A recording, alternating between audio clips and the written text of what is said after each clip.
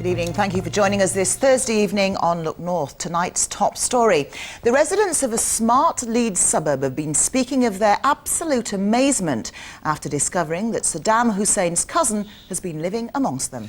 Izzeddin Mohammed Hassan al-Majid is reported to be trying to bring Saddam's two daughters and their children to Bramhope as well.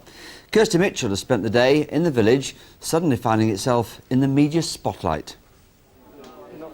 Mr al-Majid's arrival was eagerly awaited at the airport this morning following his trip to Jordan and the revelations that he wants to bring Saddam Hussein's daughters to the UK. He chose instead to slip out the back door, away from the media's gaze.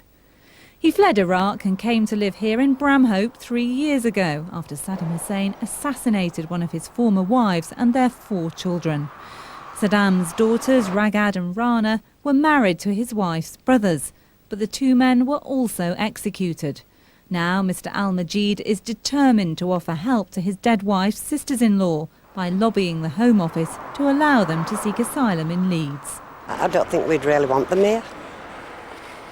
Because I think, you know, his blood is in these daughters, aren't they? Well, in view of the fact that Saddam Hussein actually killed his members of his own family, these husbands and cousins and people like that of his own family, I would certainly think, yes, all the help that we can give to these people, we certainly must do. We are a very friendly community. I think the people living at this bungalow have generally kept themselves to themselves, and if that's the way things continue, I think people will tolerate their presence. But someone who wouldn't tolerate it is Iraqi exile Mansour al-Hilali. Saddam's henchmen arrested his younger brother in 1985. He's been missing ever since.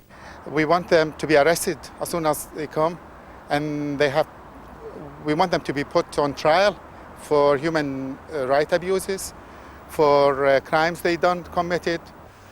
Meanwhile, the nation's press is gathered outside Mr al-Majid's Bramhope bungalow in the hope of catching a glimpse of Saddam's cousin.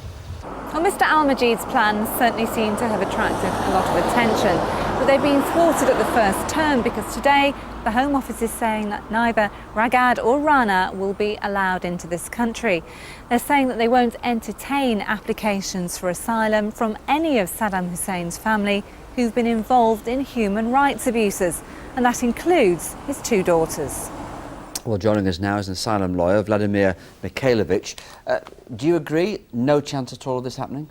No, they have probably a good case. There's no evidence that they have committed any war crimes so far or any abuses of human rights.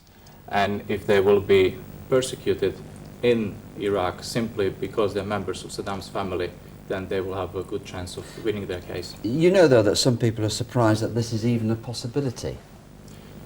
Well, the UK have signed the Refugee Convention together with other countries. But we've just been at war with this regime. I mean, do you not accept that that is a rather surprising situation?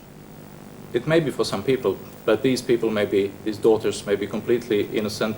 They may be also victims of Saddam's regime. We shouldn't forget that their husbands have been killed.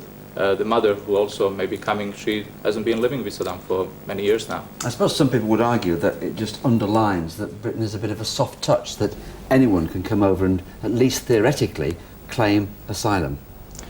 Well, anyone could try to come over and claim asylum. Whether they will grant asylum, that's entirely up to the strength of their case, and Home Office will only recognise the genuine asylum seekers. Is it your view then that there is a good possibility, or at least a possibility, that they could actually achieve asylum over here? Well, they will first have to arrive in the UK because they cannot apply for asylum abroad, and nobody can arrange that for them in the UK. So they will have to come here, and if they come here, then the Home Office will have to consider their case, and they may have a good case as long as they haven't been involved in any human rights abuses. Mr Mikeljevic, thank you very much indeed. So what do you think? Let us know by emailing us at look.north@bbc.co.uk or call our newsline on 0845 9456 700. And later in the programme we'll be bringing you news about an asylum seeker in Sheffield who's hoping to stay in the city to pursue a boxing career. Krista.